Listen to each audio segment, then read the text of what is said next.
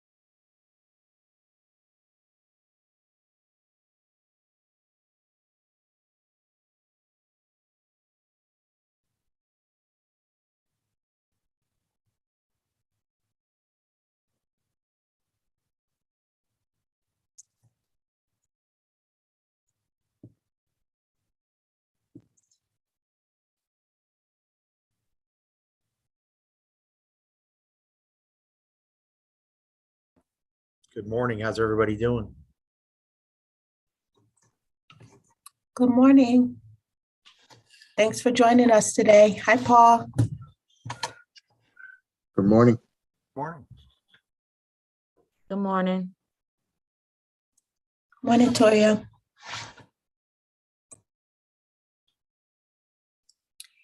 Ms. Browdy is having email issues. She's joining shortly. Yes. Oh, there she is.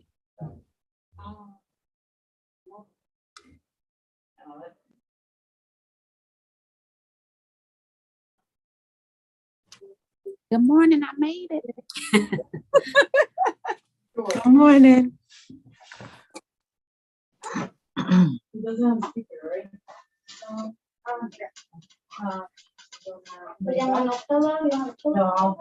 His pillow is under his thing. Maybe you can lift. Did you want to lift it up?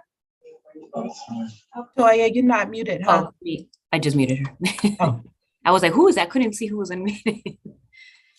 Oh, actually, Toya, you then, I don't know if that means you can unmute yourself, but I'll check for requests. This thing is. So, Sherry, I don't think I've had a chance to tell you, Chairperson Bello had a work meeting that she couldn't avoid, that she got called into. She let Oh, me I know. see. Ms. Brody said she would attend still, and I did poll a few other board members, and Mr. Walker should be joining us. He's the only one that replied. Last minute I asked them if they could, if they had the, they're not Oh, okay. part of the committee, but the more eyes we have on this Mm-hmm. earlier, the better. So Ms. Brody, I don't know if you want, I just texted him. I don't know if you want to give him a minute or just get started and he'll catch up. Okay, and I'm probably gonna need the agenda. Oh, sure. You want me to screen share? Yeah, and I'll get a shot of it.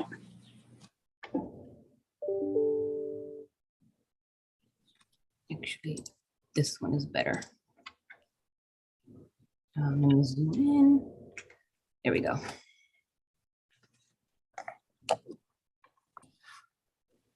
So just I'll read it out loud for, we start off with the facilities construction update, which includes Burns Phase 3 presentation and other items.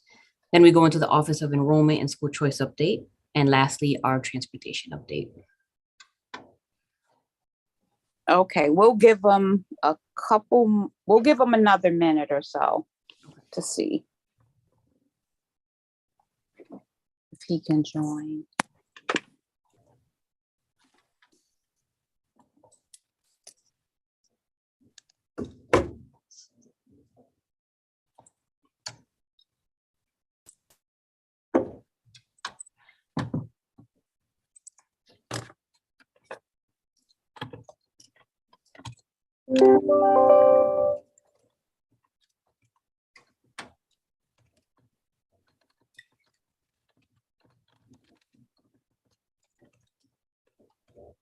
And Mr. Jorgensen, I'm not sure if you are sharing the screen or the presentation, but you can if you have the capability, or whoever on your team. Yes.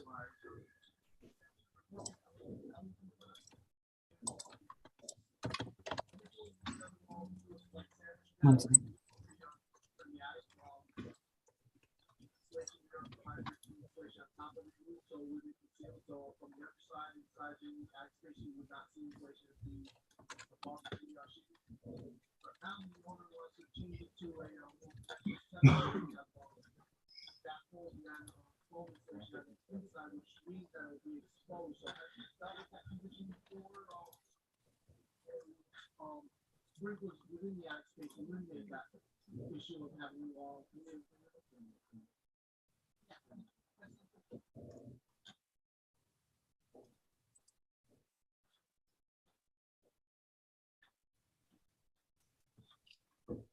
Okay, welcome, Mr. Walker. Thank you for joining at the last minute.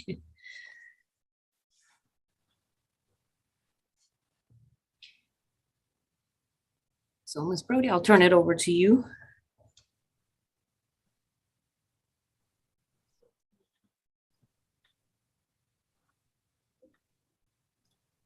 Thank you, Ms. Santiago.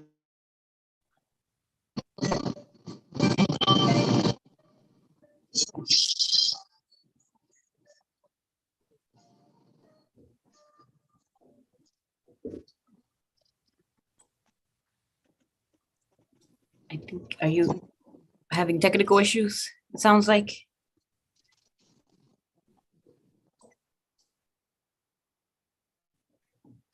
I am joined by my colleague, Mr. Walker, and we are going to just get right into the meeting with the first item, agenda 1.01 Burns Phase 3. And I'm assuming I'm turning it over to Chief Davis Gooch. Yes, good morning. We have with us, and I always mess up their names, Silver and Puccelli Associates here with us to talk about the needs for Phase 3. Ms. Toya Hammond is also here with us. She is a member of the Arcadis, and they are our program manager on this project.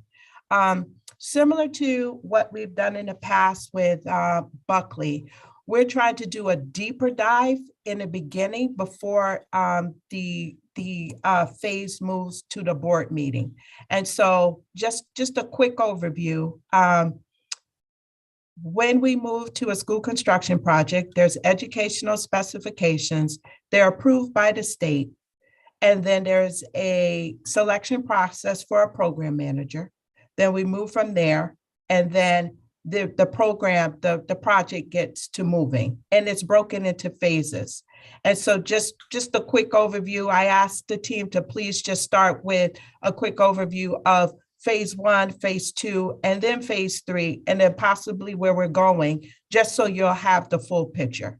So I'm going to turn it over to either Toya or Paul to kick us off. Well, I'll defer to Toya. Toya, if you'd like to say anything before I start. No problem, I'm all set. Okay, great. Thank you. I can share my screen to go over some images, if that works. Let's see. Okay, can you see my screen now? Yes. Okay, great. As Sherry mentioned, we have a several phase project with the state. The state grant, they separated into different phases. One is like a pre-phase, a phase one, which we've been through, which we renovated some early classrooms in the building. And now this is the main phase of the project, I'd say phase two. And this is the full renovate is new. So this is the main building construction phase of the project. And this will go on for over 2 years. We're projected for up to 30 months. And the reason why it's so long is because the building will be fully occupied during construction. So we can only renovate small pieces of the building during the school year.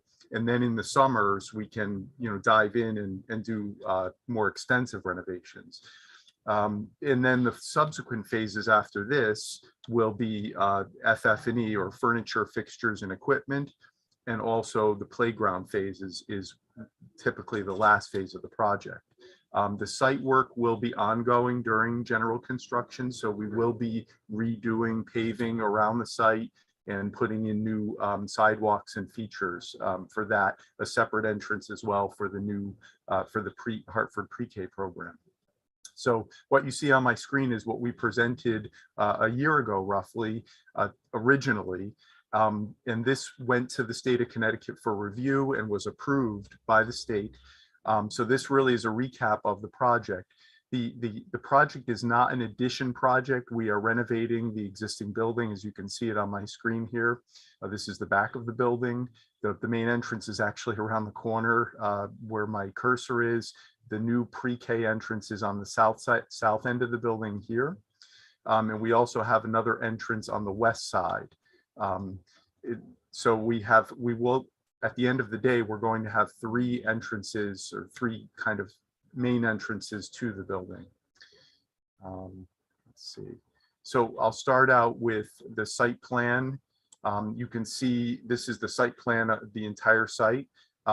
We are maintaining the site access on the north side of the site, and this is the main entrance where my cursor is here. And again, we are developing a new drive aisle on the south end of the building with a turnaround and a few parking spaces. And again, this is for Hartford Pre-K program. And then we have a special education program that I mentioned briefly, this entrance on the west side of the building. So we have existing parking. We're creating a new handicap ramp and access to this west end of the building. And this is the site plan that's in place for phase 2 general construction. We do show the existing playgrounds right now on the site, and we will be developing those in the future phase 4. And this is the civil engineer's drawing showing all the different site features. This is the actual plan that went through the state and was approved. This is our working drawing of building elevations for the project. So just to give you the quick recap, on the outside of the building, we are replacing the roof. We are doing a full mechanical upgrade to the building. We have rooftop units that are sitting on the new roof. We are upgrading all the doors and windows in the building. So we're doing a full envelope reconstruction or rebuild of the building. We are keeping the existing brick masonry, which is mostly in good condition, and we will be repointing and fixing some of that as needed. To start out the process, we always work with the principal and the staff of the building to see what their needs are. In this case, we're working with the principal of Burns, also the principal of the Hartford Pre-K program and the special education program. And in this plan that is on my screen, we color coded the different areas of the building. The teal is the Hartford Pre-K on the first floor with their entrance on the south side. We have administration in yellow here. We have the nurse's office and some of the staff spaces in yellow. We have the special education in the darker, the purple area. And then we have some of the communal spaces, the auditorium and gymnasium and special music spaces in the light purple, lavender color here. And then that extends to the second floor as well. We have general classrooms in the darker teal color. And similar, we have the green is showing some of the infrastructure, the toilet facilities that are all being upgraded, and some of the special in the lavender, and then again, general classrooms on the west side of the building. This is the last plan here is the lower level. We have it's I'd say basement, but we actually have at-grade access on the north side of the building. So it's not truly a basement space, but it's a lower level space where we have a lot of, we have some community spaces and some, we also have the cafeteria on this lower. The plan is a little outdated on this on my screen. It has been updated since this, but this is the general area where we have a brand new kitchen we're putting in and new cafeteria space. We also went with through the finished concepts with the educators, with the principal and the staff, and we came up with different themes for the building. So we have the main A wing, which is the Campo theme. We have El Pueblo theme, which is the B wing, and then we have La Playa theme, which is the C wing. So we went through the different themes with the educators, and that helped us narrow down the color choices and some of the selections that were made.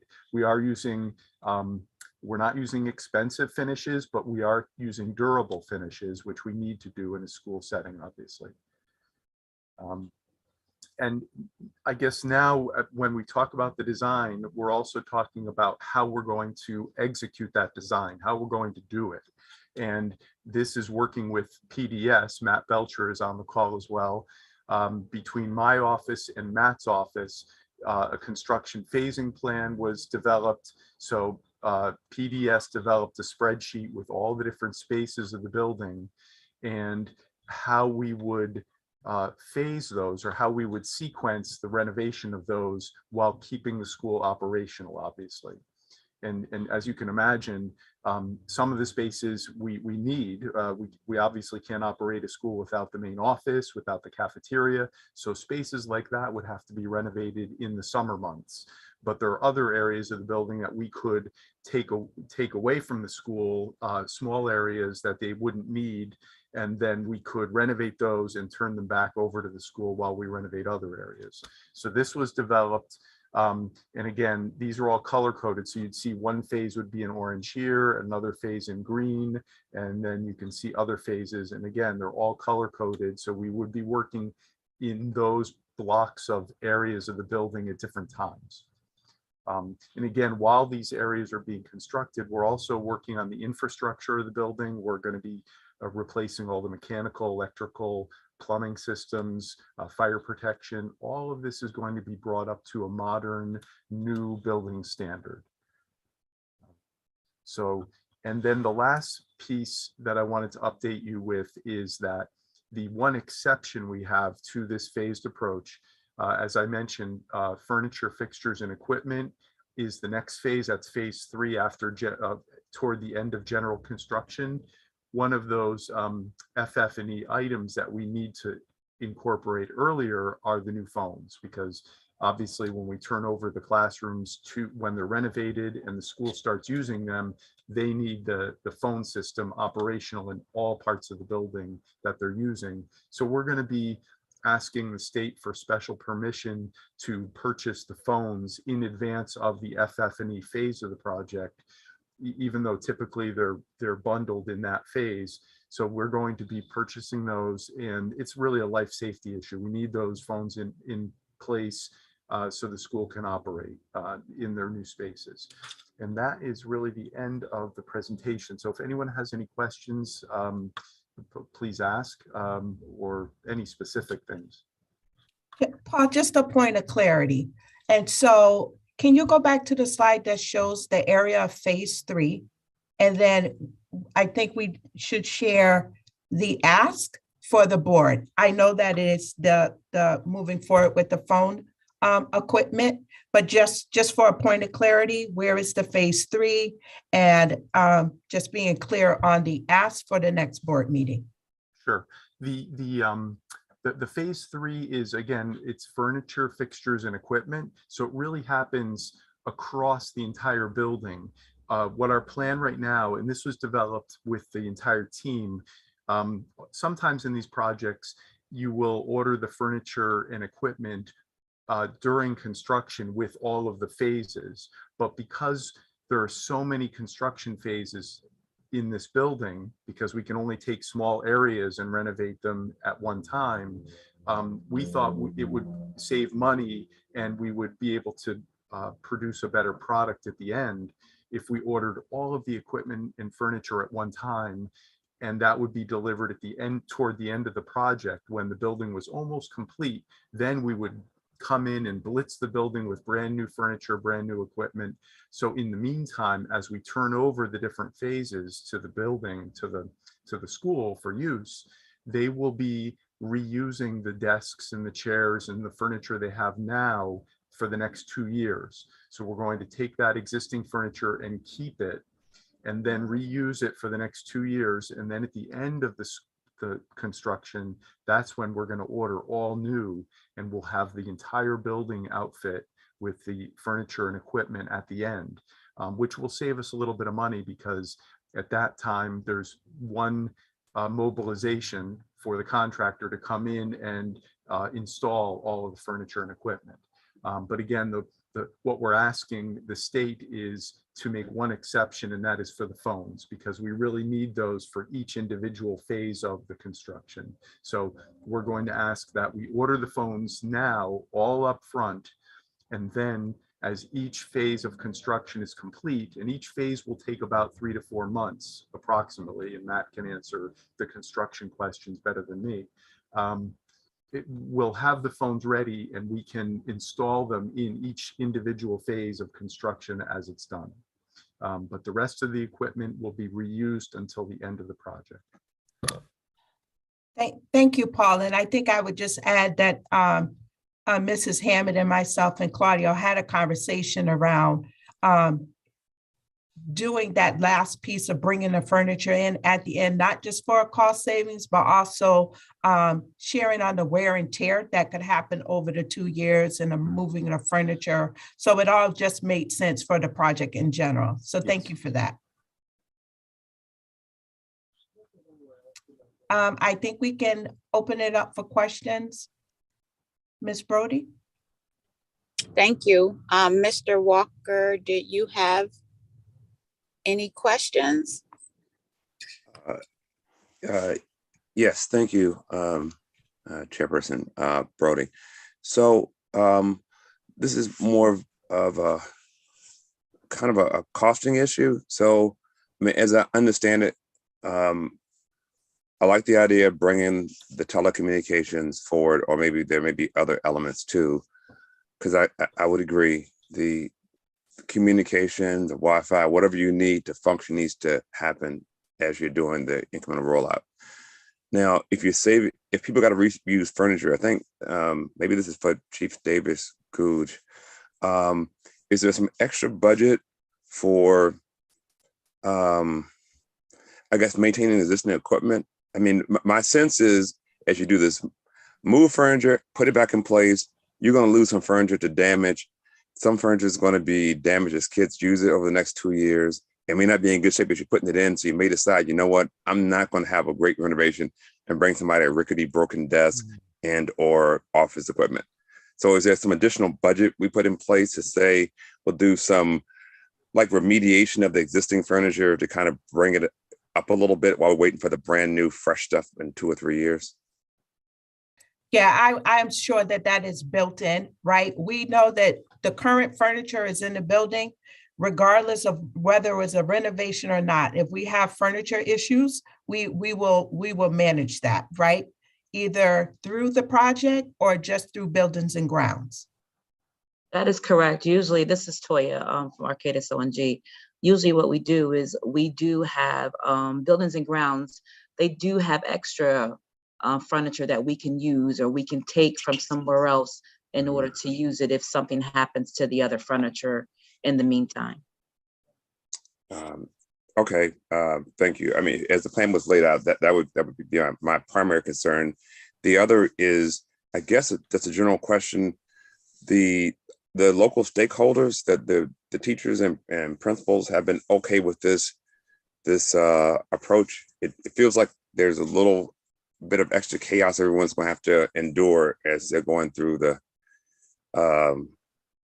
persistence of construction and the little bit of dislocation and relocation that'll be happening a lot. So what's been the feedback from, I guess, the local staff and maybe stakeholders? Toya, would you like to speak to that? I think I can just start by saying there's constant communication with the principal around the phasing of the project that is then communicated to his staff. We know that we did hear some concerns around leakage, but those have been addressed. So as we move through the process, there were just some things in the building that needed to be addressed prior to the renovation. So since the building is being renovated, right, some of those things, for lack of a better word, I'm going to say patched. So some of that has come to me in terms of, and Claudio, around how we're going to address those things in the interim, and those have been taken care of. But certainly the communication to the school about, certainly when there's a project happening while school is in session, there are efforts made to like do the major work during school breaks and over the summer months. And so That is correct. I'll stop there. Yep. That is correct. We keep the principal abreast of what's going on weekly. We do not do anything unless he knows, and he'll tell his staff, but that's how he wanted it to be. He wanted us to contact him, email him in regards to anything that we needed, not permission, but wanted him to know what was going on in the building, and he would tell his staff. At this time, I have not heard any feedback in regards to the principal having any issues, but if there were any issues, we would address them as soon as possible. Okay, thank you. And so this overall project is going to be 30 months. Is that essentially 2 school years? Is that how it's perceived? This is Matt from PDS. I can address that one.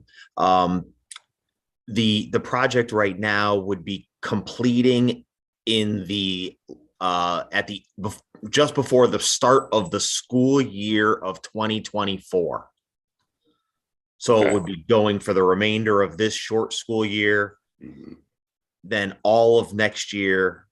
So that would be 22, 23, then all of the following year, 23, 24.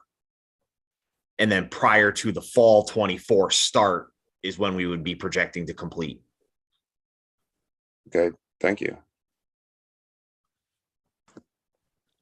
And just to expand on one thing that Toya had mentioned about the communication with the principal and the other discussion concerning the phasing, we do have a monthly meeting with the principal where we go over the phasing plan, where we're planning to go next, the furniture that's there, how is it being moved, where is it being moved. We go over all of those logistics on a monthly basis so that he's constantly ahead of our plans so that he can make any necessary adjustments, or more importantly, he can inform us of any adjustments that might need to be made should there be any change in his program or anything like that over the next 2 years.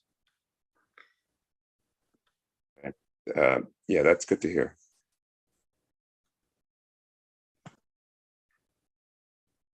Thank you. I have one question.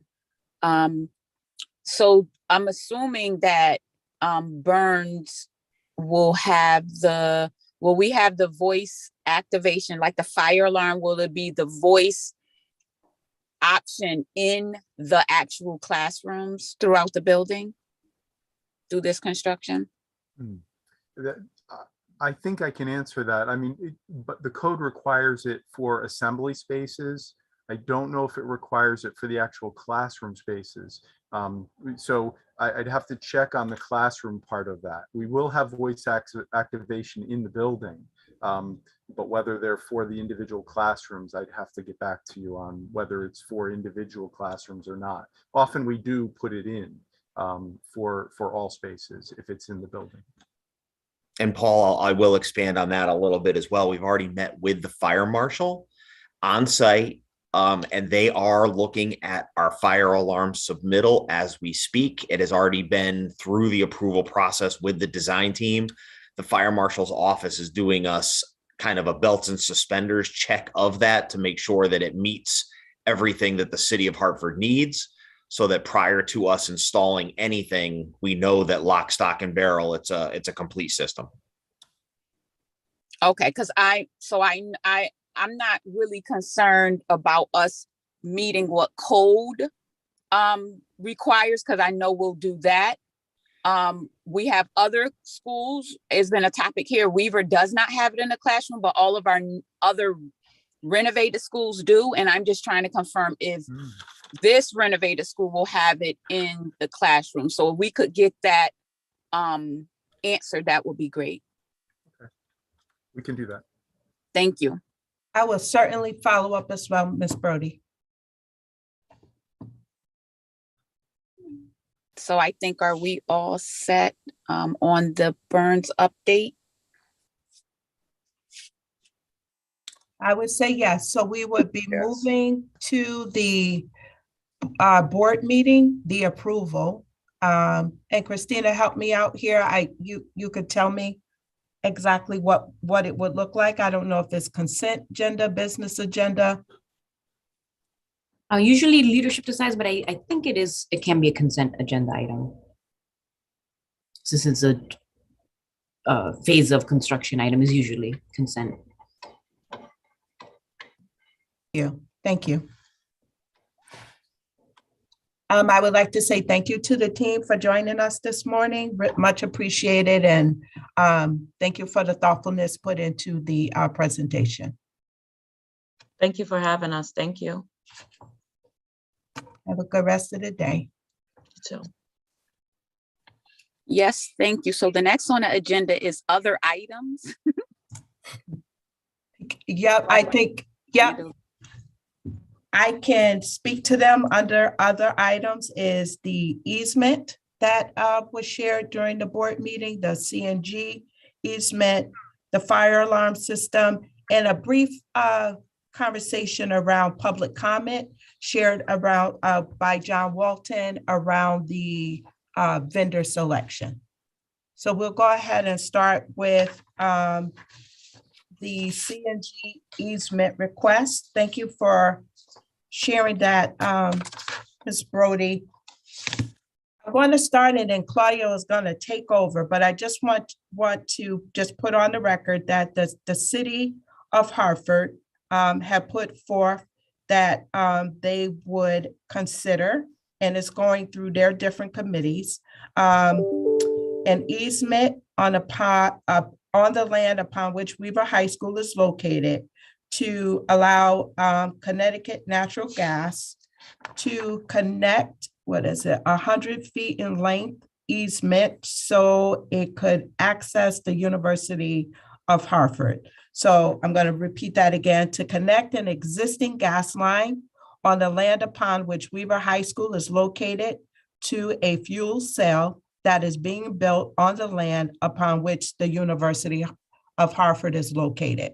So I'm going to turn it over to Claudio, but know that anytime that the city is considering moving forward with any project that impacts our schools, they start with the facilities department, specifically Mr. Bazzano, to talk about their consideration and the impact to our building if there is one.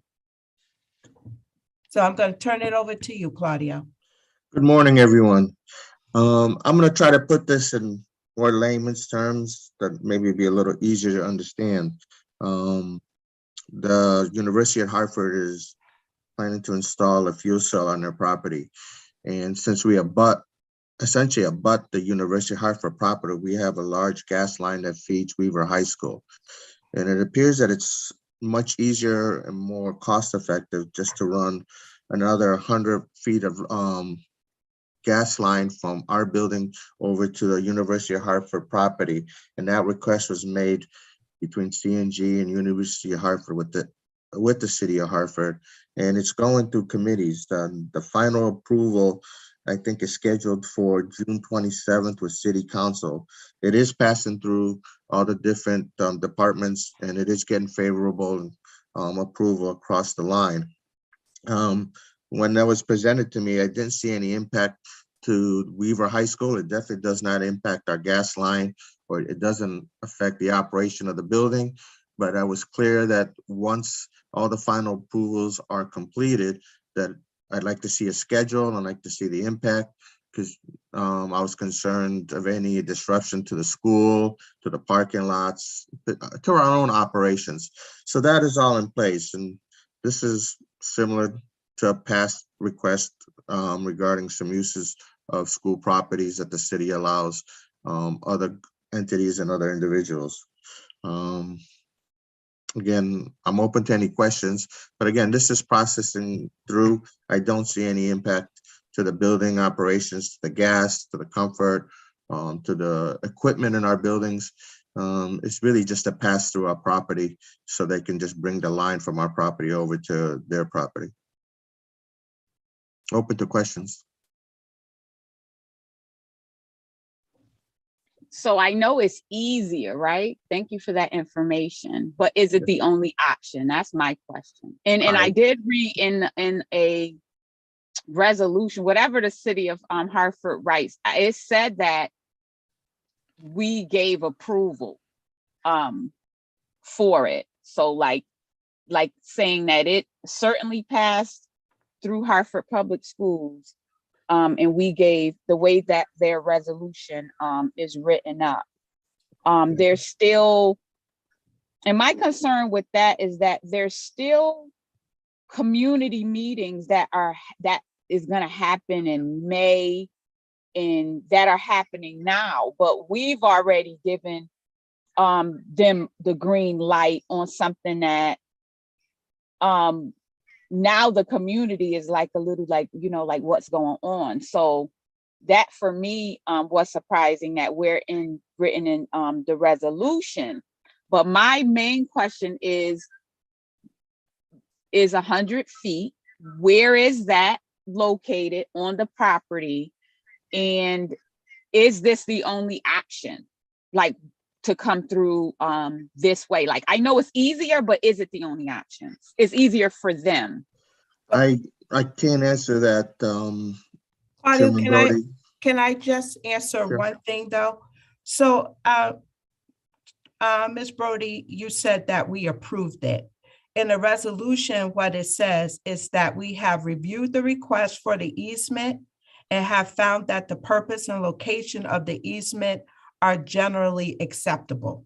So that's like the preamble language to, okay, but until we have like the preamble language to like, okay, we know that this is being considered, but to what Claudio said earlier, like after it goes through the different committees, then they come back with a full plan, and then Hartford Public Schools would bring it here to say, this is the plan, this is what it looks like, and this is the action, that we are in agreement with or not in agreement with. So this is not the approval. This is that they shared with us their plans. And ultimately, the property is the property of the city. And so our feedback to them is around the impact on our students, on our buildings. I don't think we have too much say-so on if there's alternatives. Is there other ways? Certainly we will want alternatives or learn about alternatives if there is truly an impact to the building, our students, our school, certainly. But in this moment, they're moving forward in the way they move forward to get their general approvals. And then they come back to us with the full plan. So I just wanted to just be sure that you understand that there was not like Hartford Public Schools approves this. This is like, we find that the language is generally acceptable to move forward for consideration. Is that clear, Ms. Brody? Yes, so thank you for that clarification. And I thought that while school buildings are city buildings that we, like, say if we have no more educational use or use for a building, we turn it over to the city. I thought we were in full control of our buildings, so maybe I could get educated on that. I thought we were in full control of our buildings and our properties, because not until we turn it back over to the city is it back the cities. Like, we've done some formal turning over Yeah, properties to the city, but Mhm. that could be for another. I Okay. could do that research on the side. okay. Claudia, I'm sorry, I cut you off. Was there something you wanted to add? Just very briefly, we're not giving away property. This is to allow them to use our property, the 100 feet section of the property to run the gas line. It's not like we're signing over a part Oh, of no, our I property get to that. the University of Hartford. Okay. No, I no, just, I I I'm didn't just want you to saying. think we're giving away property, that we use. Yes, it is. Excuse me? I was just referring to when Ms. Davis Gooch said it's the city's property, not in reference to this easement, just in I general. can That only, yeah. Ms. Brody, I can only tell you from my past experience all these years is, it was always made clear to me that the Hartford Board of Ed and the Hartford Public Schools does not own any properties. It was always, and someone can differ in opinion. It was always explained to me, we are the stewards of these properties. We're responsible to maintain the building and the grounds. And so when we need capital improvements, let's say we need a new roof, we don't pay out of our own general budget. We go to the city and ask them to pay for it. So those kind of things. We're almost like a tenant with a long-term lease, an unending lease. That's the best way I can describe it. I know that when we do a school construction grant, the superintendent is the one who does the application on behalf of the city, but we don't own any properties.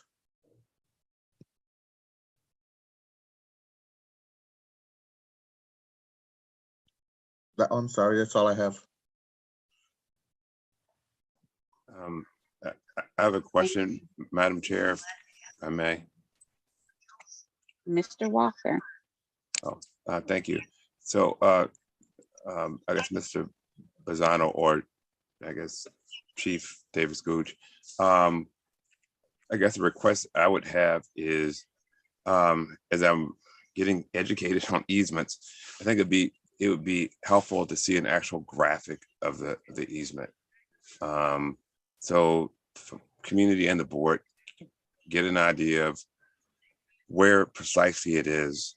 As we understand easements, they are done because someone has found this to be the most efficient way to get from point A to B, in this case, a gas line. So seeing precisely where it is would be helpful. And I do believe it's worthwhile to hear some recitation from either UHART or from the CNG folks as to why this path is the preferred path. I mean, typically my expectation would be it's the shortest distance.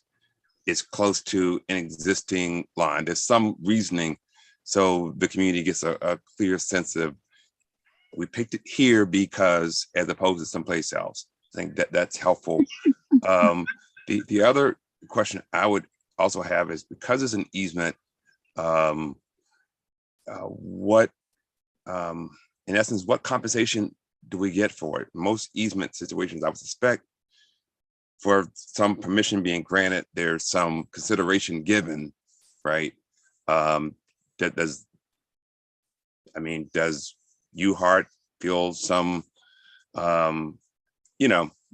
what is the consideration given because the easement will be granted?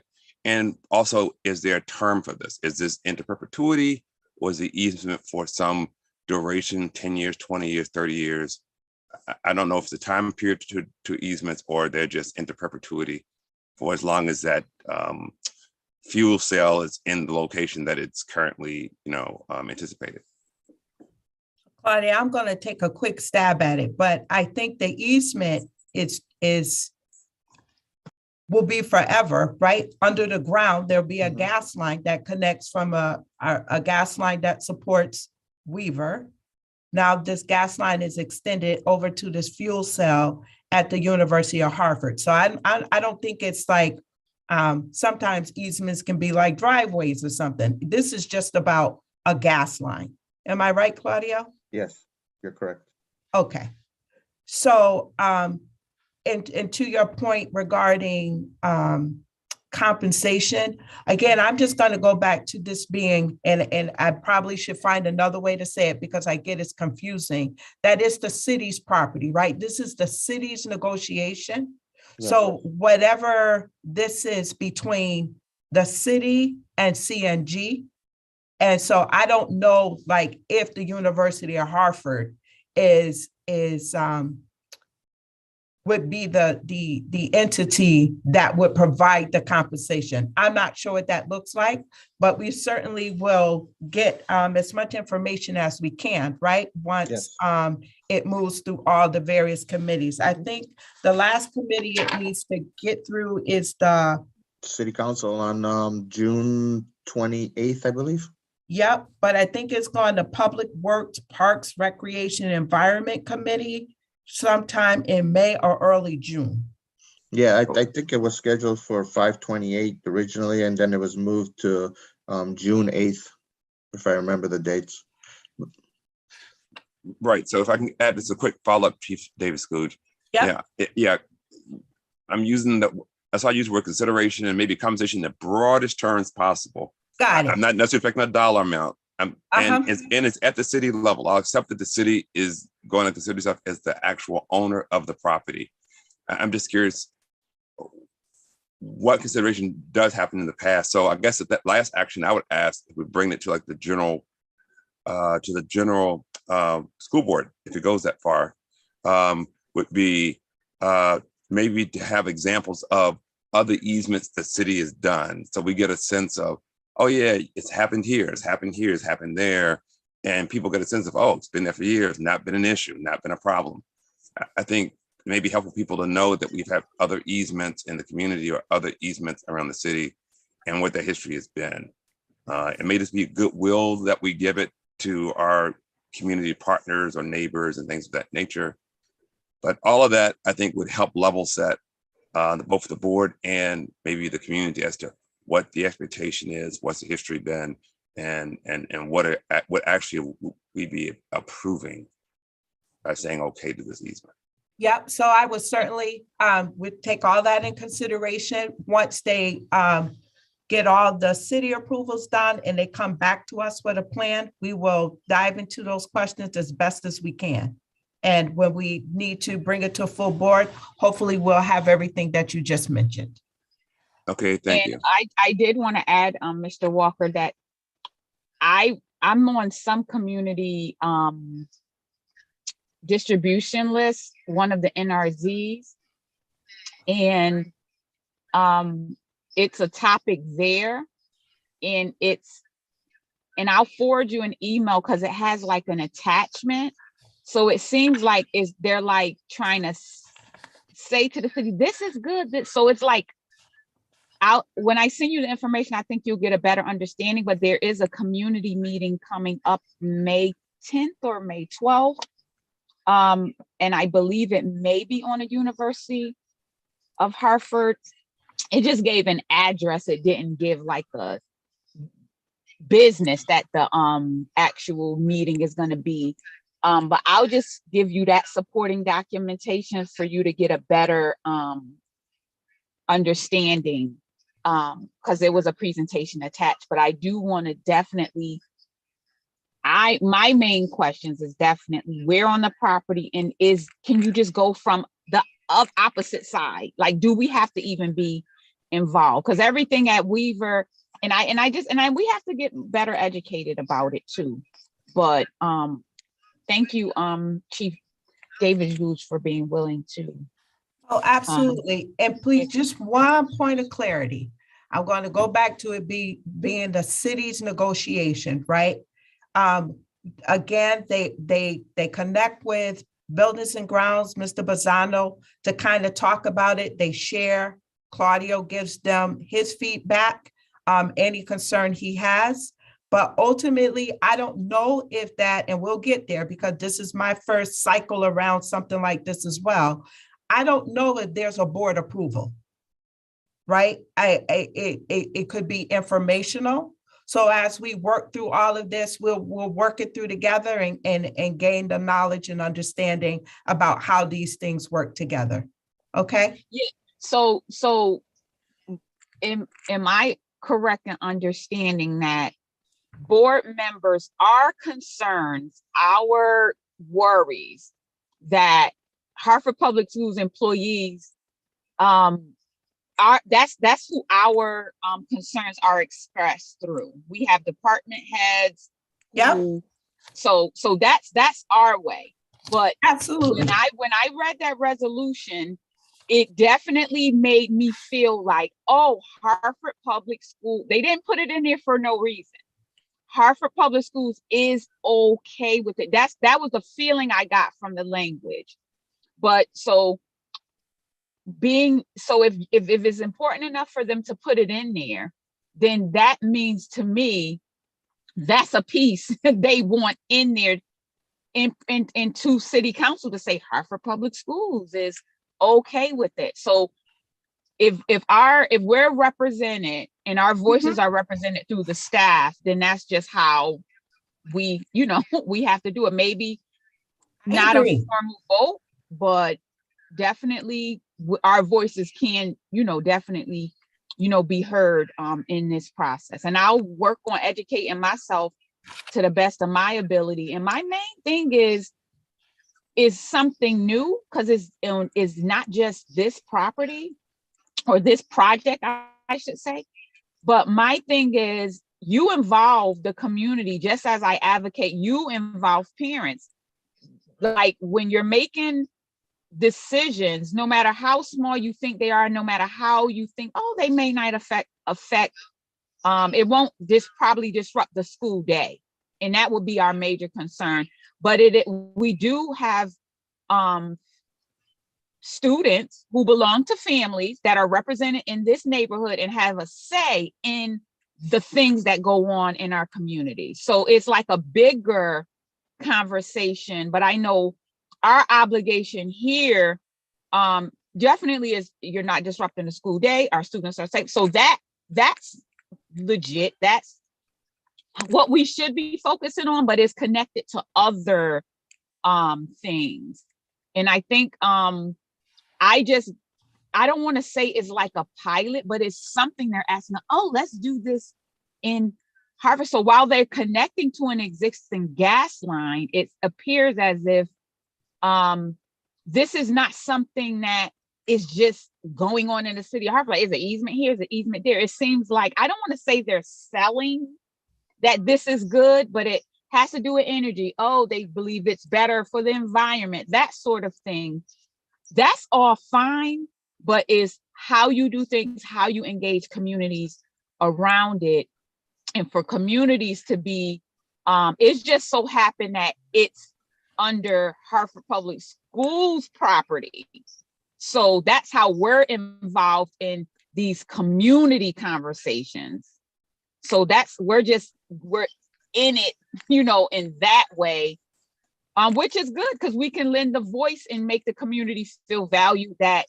Yes, it's on under our property or wherever. So we do have a say, and we'll try to, raise concerns as, definitely Mr. Walker and I as board members to say if our community is concerned, and we have that obligation to make sure they're comfortable, or at least their understanding is where it should be. So I think we all have like maybe a few different hats that we're wearing here.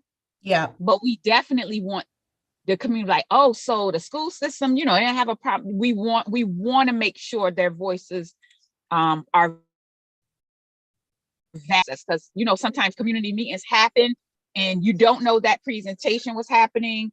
And it's like, oh, I missed that. Oh, this easement. Oh, and we just want to, and I'm thinking that's why it may have got pushed back on the city council's agenda, but I'll do my due diligence. Yeah, I don't think that's why. It looks like they having some scheduling issues.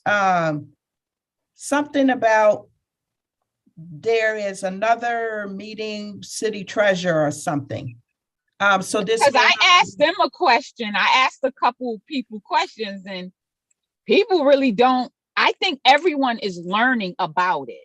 Like Okay. not learning about it for the first time, but learn like, what is this? Because it's a whole way you deal with it. We're not gonna get lost in it. Yeah, that's okay. I mean, I hear you 100%. It is helpful for me Yes. to hear that the NRZ is involved, but please know that we're doing our due diligence, right? We will do our due diligence. Once the actual plan comes to us, we will certainly share the schematic, you know. Claudio, Mr. Bizzano, he goes deep when it comes to reviewing anything that impacts our school or school properties. Yes, but I don't want to. I definitely don't want to get go, because I know we have a couple more agendas. I know Miss Santiago like No, we got this. We'll definitely give this update and keep going as we work through this together. Will do. Thank you. Thank you very much. Mr. Walker, you're comfortable moving on to the next agenda item? Yes, I am. Okay, so we have 2.01 Office of Enrollment and School Choice Update. I'm sorry, Chairman Brody, we, under other items, we still had Weaver fire alarm. And so I heard you mentioned during the board meeting that I think the concern is that they were moving to closing out the project and you felt that this issue was still outstanding. So what I wanted to share was the project is still in progress, right? Even this week, they are still doing the work related to the Weaver TV studio. And it's also my understanding that Mr. Gale has reached out. So, you know, we did our due diligence here as far as we could go. And then this matter transitioned to the city, specifically the Harvard School Building Committee. And so that's where all these projects live anyway. So bringing it there still keeps it open, right? And so I believe he's waiting on confirmation from you regarding a time to meet. And again, this lives with the Harvard School Building Committee. And so there shouldn't be an issue with closeout before it's resolved. Okay, so who's responsible for the closeout? Do we do that or the school building committee does closeout? So it goes through the phases, right? The same kind of, yep. So we would bring it here. And again, the Harvard School Building Committee is the managing entity, right? And so their closeout is the official closeout with the state. And because they're working on behalf of the city. So do we vote on anything here? Yes. Okay. Yeah. I don't know if I've ever been on a board and we've had a closeout. Yeah, I think I think Weaver might be so this might be my first I was like, I don't know how it works. So if it comes, you know, here. Yep. So just wanted to share that. And if we go with that process, it looks like he proposed 3 dates for you. So if we could get back to him on that, that would be great. Was he, did he reach out to Miss Santiago for scheduling? You know, sorry, Miss Brody and Chief Davis Gooch. I realize now, based off our conversation this morning on this committee, that you're having issues with your Hartford Schools email. I just checked and he only included your Hartford Schools email address as he knows. And then it Oh. made me think you may not have gotten it, so I just forwarded it to your personal email so that, I am. I was trying to get back to, yeah, it just, Okay, as we're thank you. talking, I thought, oh no, maybe she didn't get it because you're having issues with your Hartford Schools email. So I just forwarded, and we can take it from there. Hey, since we're on that topic of emails, yeah, can that, we've asked about it before, can that just be the protocol to just have the personal email be the CC? Because occasionally, yeah, it's not that I don't check the Hartford School emails, but it's checked less frequently than the personal email. So if it needs immediate turnaround, texting or the personal email is probably a little faster than the Hartford email. That's just a side item. Also, since I'm not a regular member of this committee, I guess I'll forward this to Chairwoman Brody.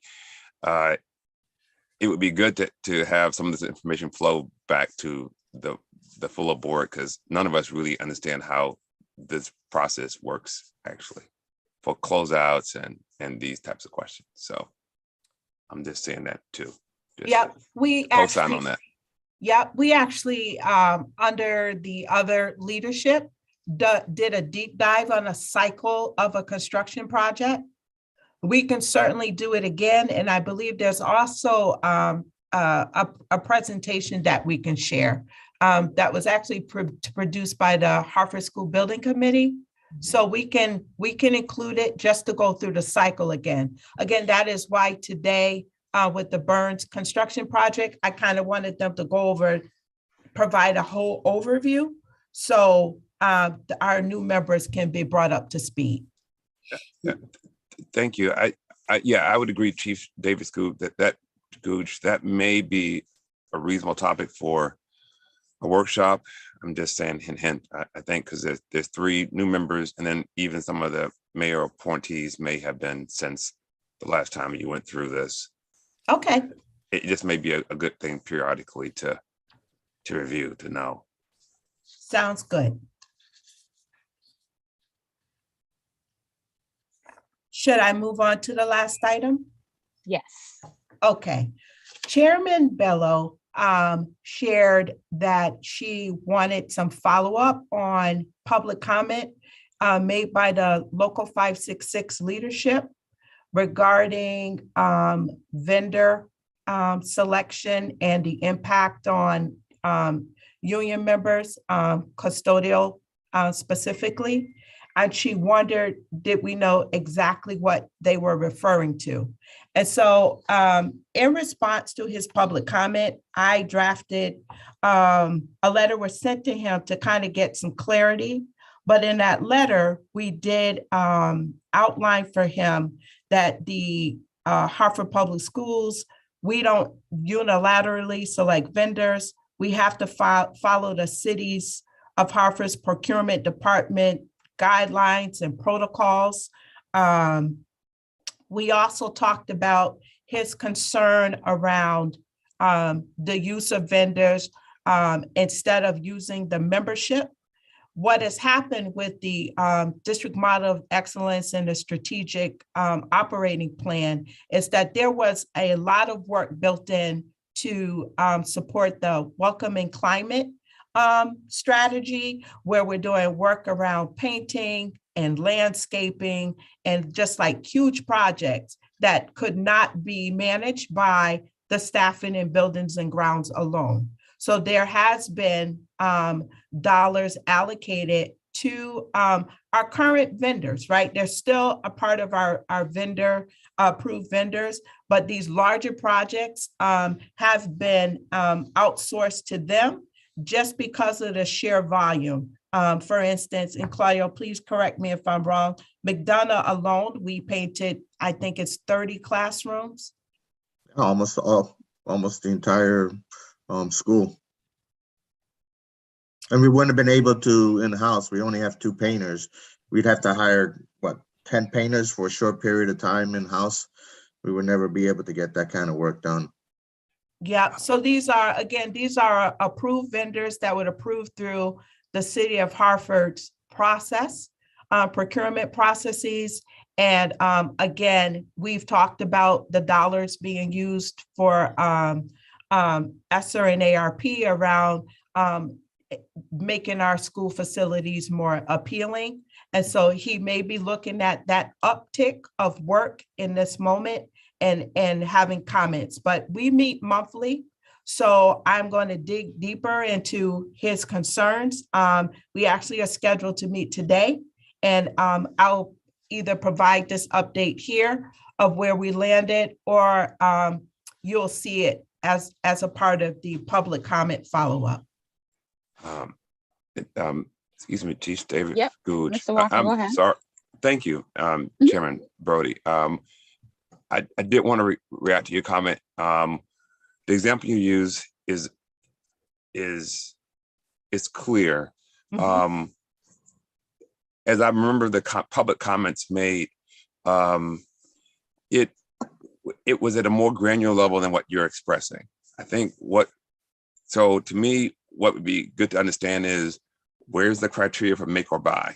You've brought up one example. There's a huge building-wide project. Now, what he was speaking about was existing staff feeling as if their internal development and capabilities were compromised, because in the case he brought up, like, there's such a use, let's say, of if I use AH&V contractors to always deal with every heating and air conditioning unit question in a building, that in his example, maybe I have existing staff that if you train them enough, they would understand how to deal with certain AH&V questions, or they would have enough insight to know this is an issue I could deal with, or this is an issue that's big enough that I need to call in and bring in the contractor, bring in a vendor, as it were. Yeah. So yeah.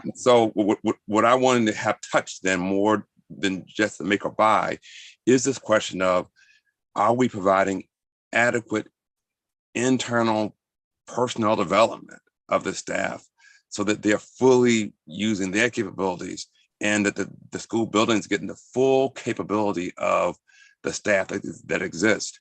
There may be the sense where we need one or two more facility people to deal with internal issues in the day-to-day, so that the actual teachers and instructional staff feel like I got great coverage in that building. And then they'd have the insight to know. And the other thing he was talking about, they'd have the insight to then partner with that facilities staff, where they could have enough insight to know when that vendor is doing an adequate job or not doing an adequate job, and not being held in the dark, and to a certain degree not being looked down upon by the vendor because they don't have enough expertise to kind of oversee or have some insight on what the vendor is doing. So that was kind of the flavor I got. And so I'd want you to kind of dig into all those kinds of issues. Absolutely. And Mr. Walker, I think one thing that would help is, like, we share the organizational chart of the department, right? Because just going to pull the thread on the painter, right? There's 2 painters on staff. 2 painters wouldn't be able to manage this work. What I think Mr. Walton is saying, can we train other folks, right? But these are licensed painters. You can't, the job description for a custodian is the job description for the custodian. Correct. He's not a licensed painter. So I believe what Mr. Walton is talking about is opportunity for other staff in other jobs to take on these roles. And I hope you can see that would be challenging, right? It may be, but it may be worth considering it. And what I'm saying is, we're talking about, and yes, I agree with you in the way that you're expressing it right now. Mhm. Now, we're providing opportunity for paras to consider in the future the opportunity to doing enough professional development to leap to become a full instructional staff member, like a teacher. Yep. And they'd have to put the time in, they'd have to actually go get certification and training, but the district would support them on that journey, right? Yeah. And there may be an opportunity to tell facility staff, yeah, you're a custodian today, but if you want to be a painter, if you want to be an H&B person, we'd be willing to consider giving you support on that journey if you're legitimately going to take it, and you're Eh, legitimately, so I don't yeah. know, that's what I'm saying, I wasn't sure And where that that was going. pipeline, right, that pipeline building certainly is something that, Okay.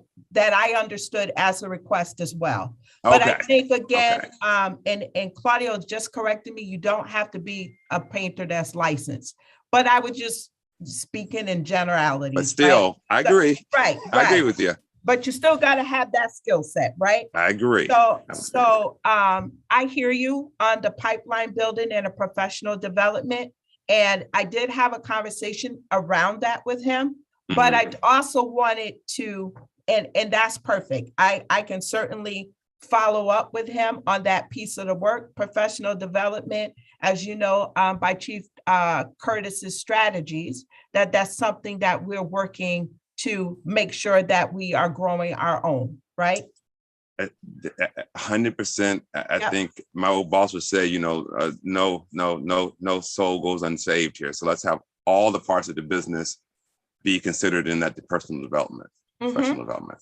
And so, yep. So certainly the pipeline, as the president of his membership, looking for professional development for his membership makes a lot of sense, right? But so as we move forward and he gets this response, we'll be able to dig in deeper into these concerns. Part of our concern was just making sure that it wasn't left out publicly, that our selection of vendors is outside of the city of Harper's procurement process, right? Because that's kind of what was said. And so if there's something that we need to look into, then I hope in our monthly meetings that we're able to work through these issues together, right? And so that is the purpose. Some of this is on our agenda for today. And so I'll continue to either come back here or again, follow up in public comment about how we move forward with the issues he presented. Thank you very much, Chief David Scoot. I'm sorry. Yes, I remember now that there was some comment made about something about like nepotism or people knowing people. So yes, it would be good to actually come back with a definitive statement. We'd all want to know, has that actually happened or not? And so yes, that's a different topic. Thank you for bringing that up. That's actually also addressed in this letter, right? Around our hiring practices, right? And how all our hires go through OTM. I'm going to just speak in nepotism. Hartford is not the largest, right? School district.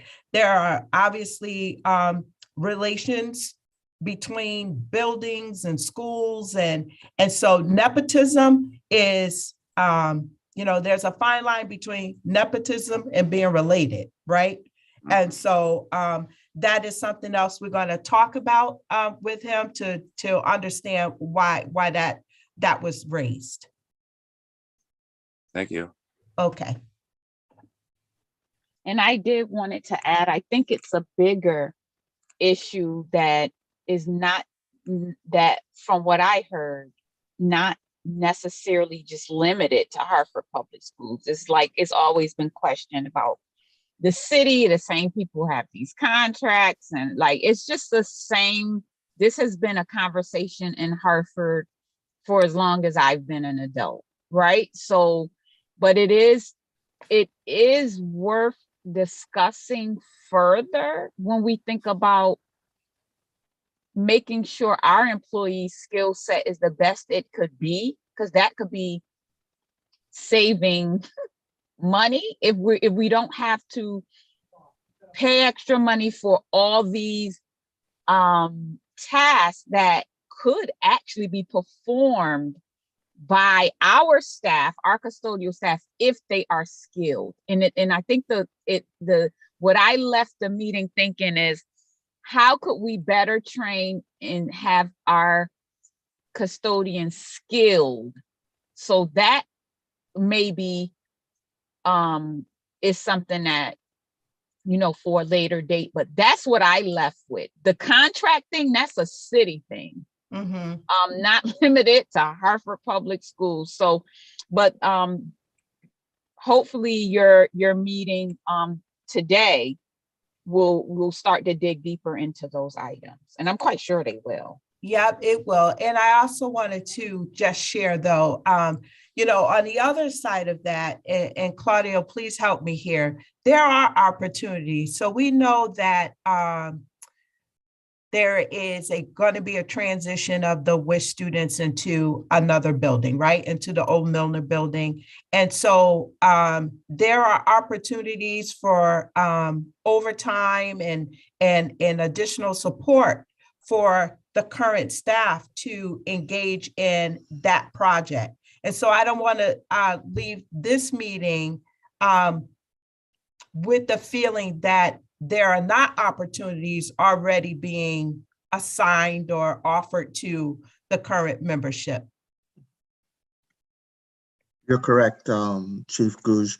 We do utilize overtime. We try to do as much in-house as possible. And sometimes it's not sometimes, most of the time we use outside vendors because of lack of capacity internally, not because lack of skill. And sometimes hiring an additional HVAC person is not enough to offset, nor is it that easy to hire licensed and skilled trades. We've gone through this in the past where we've tried to. We're in the process right now. We've posted a plumber and an electrician is out there. It's not that easy to hire staff, especially licensed staff. But again, the number one reason why we outsource is lack of capacity within the department, not because people aren't trained or skilled. But the people we have on our staff are very skilled. Now, people that want to move up, that's a whole different concept, which we will be looking into.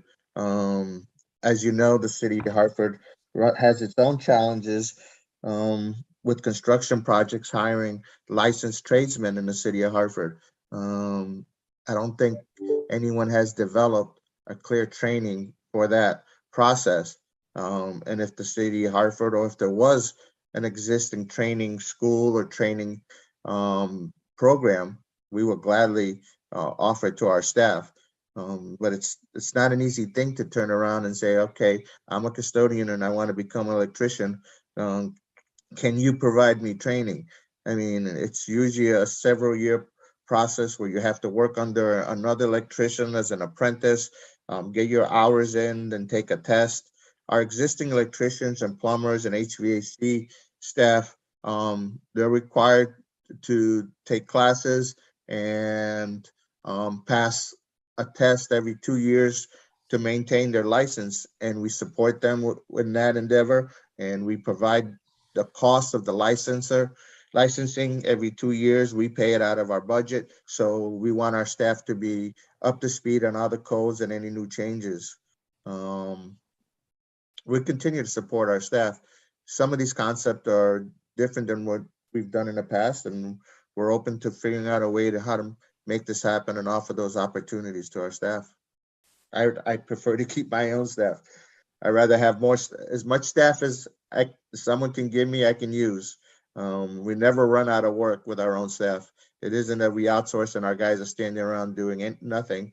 Our guys just can't keep up. So in those instances, we have to outsource.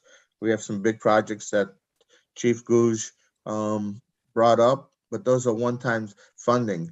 When you add additional staff, you have to increase the budget annually. It doesn't go away. It isn't a one-time project. You always have to keep paying for that. Thank you. Okay, so we've been time checked by Ms. Santiago. Yes, we have. That we need to move on to the next agenda item. Yep. So So it's that was the school choice. Okay, yep, Ms. Yep. Davis. We're going to move to the Office of Enrollment and School Choice update.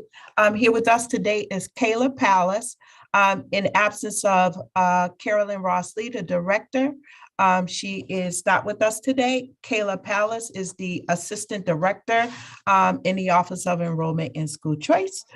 Turn it over to you, Kayla. Thanks, Chief Davis Googe. Good morning, everyone. So a couple brief updates for you all.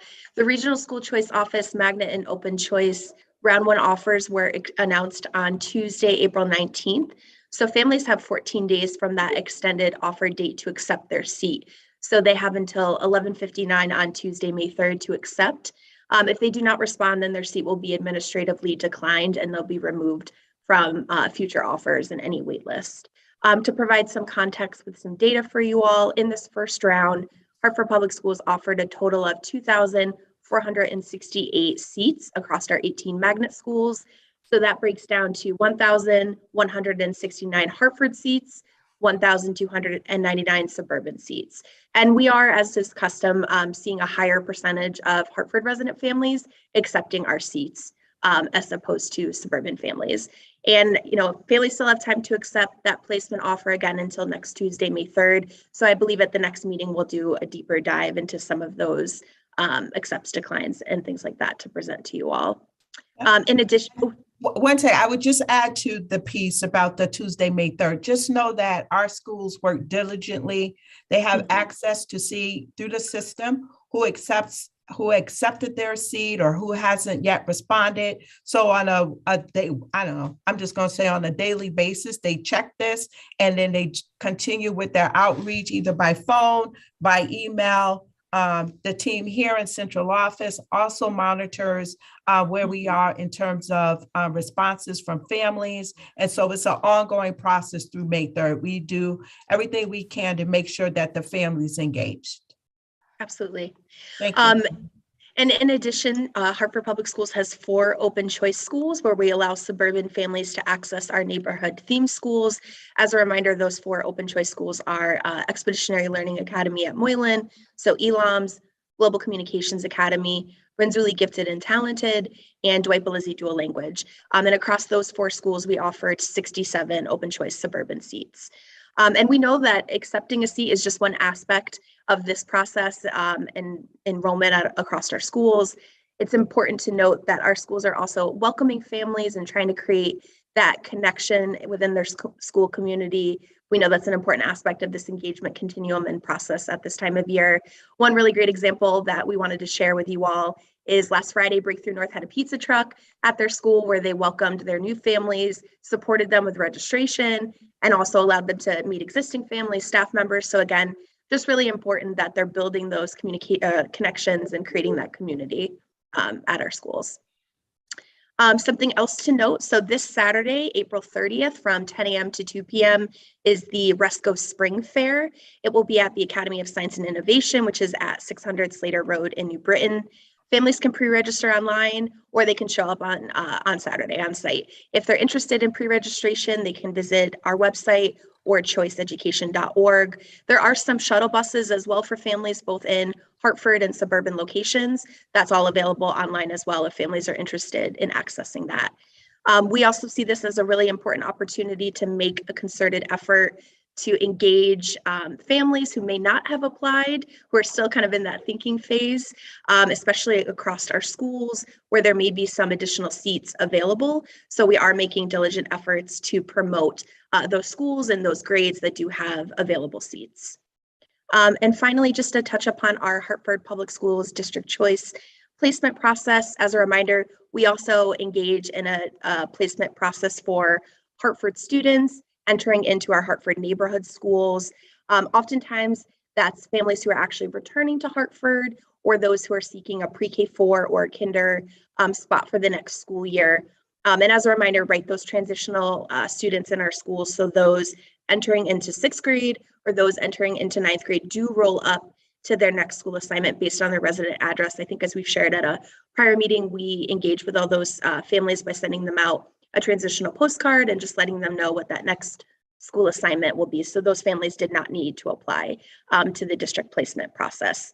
So we're still in that preparation mode. We're working with our schools on seat decks, making sure that our offer letters are ready to go, preparing the last elements of the system for looking forward to a mid-May run for the district placement process.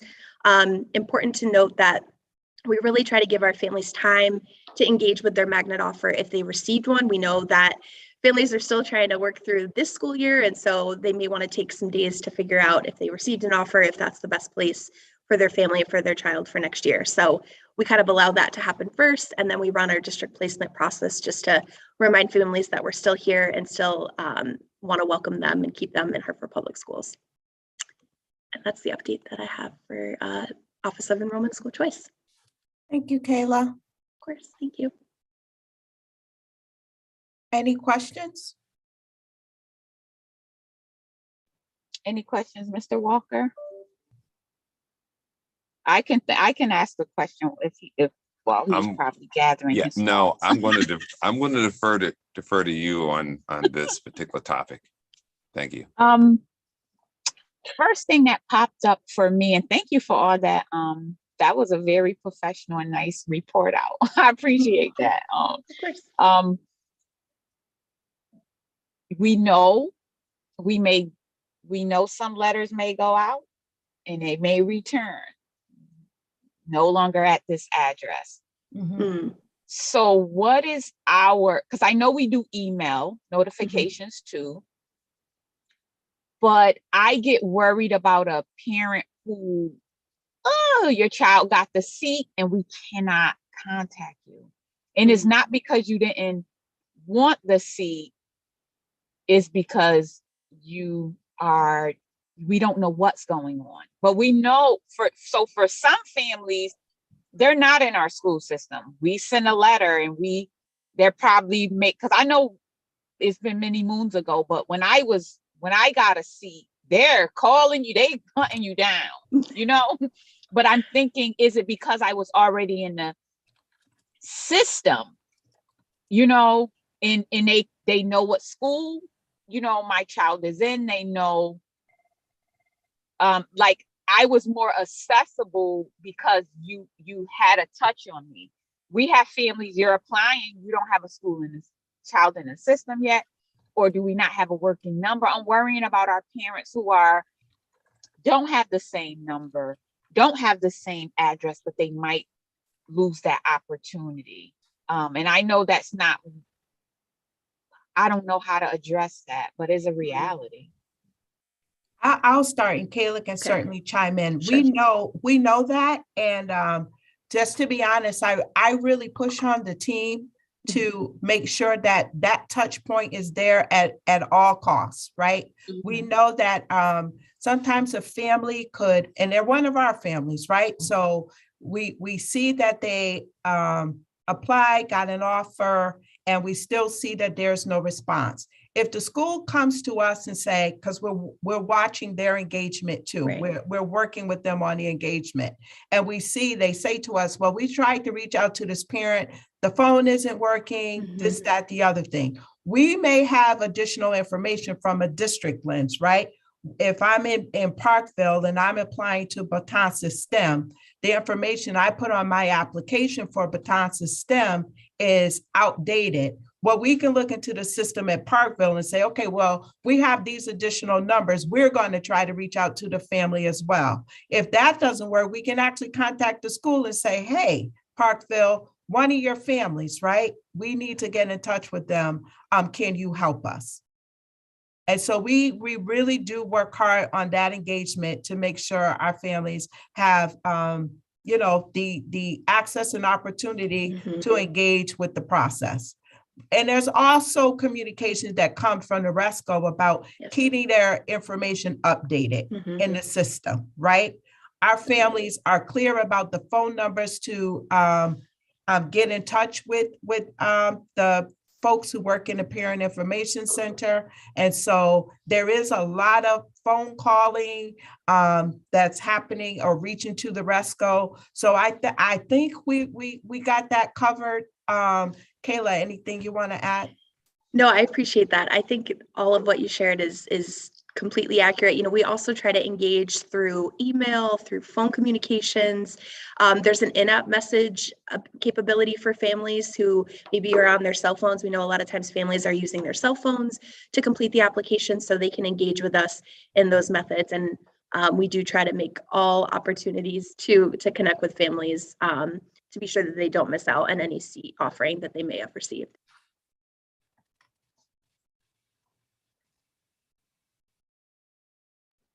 Thank you.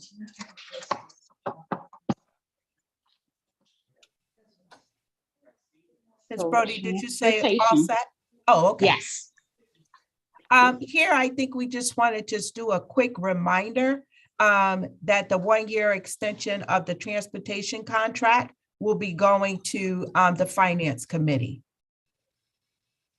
I'm not sure if there's any additional questions on that. We did do a deep dive into it, I think 2 meetings ago. Pardon me, Chief Davis, Good, a deep dive at what committee, the Finance Committee or? We had done it, we did it here as a part of, okay. yep. So, Bill, you could just give a quick overview Sure. on, So I'm Bill Mason. We haven't met before. I'm the transportation manager here. We had discussed our contract. We're on a 3-year contract with Autumn, and it allows for 2 1-year extensions. So you can be each year you can extend the contract for 1 year. And we decided that a 1-year extension was best at this time with all the problems that are happening in school transportation, that it's not a good time to go out to bid for a new transportation company, and that we discussed and negotiated with Autumn on a 1-year extension for next year to continue with the same bus service that we have now.